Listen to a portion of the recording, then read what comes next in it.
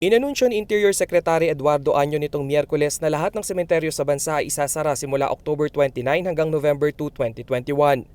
Ito'y upang maiwasan ang banta ng COVID-19 transmission sa panahon ng undas. Sa briefing kasama si Pangulong Duterte nitong umaga, sinabi ni Año na nagpasa ng resolusyon ang Pandemic Task Force para sa guidelines sa paggunita ng undas ngayong taon sa gitna pa rin ng pandemya. Ayon kay Año, maaaring bumisita ang publiko sa mga sementeryo, memorial parks at columbaria bagong October 29 o matapos ang November 2.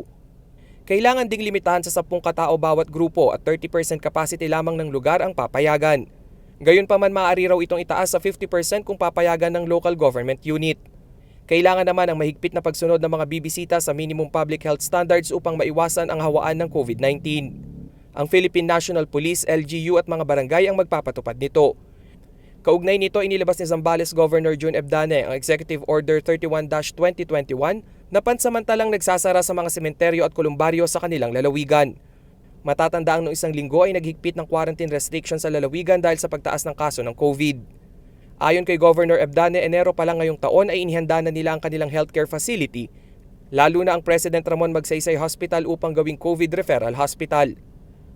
Bukod sa samot-saring health guidelines, isa umano itong paraan upang matiyak na maging mababa o kontrolado ang COVID situation sa lugar. What we did was to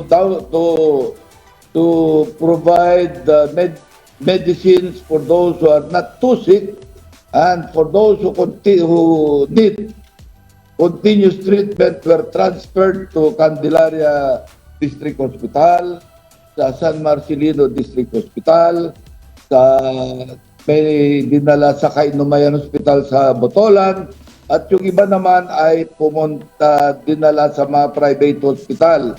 Isa ang Zambales sa may pinakamababang COVID cases sa buong Central Luzon. As of October 18, nasa 487 na lang ang aktibong kaso na binabantayan sa lalawigan. Rainiel Pawid, CLTV News.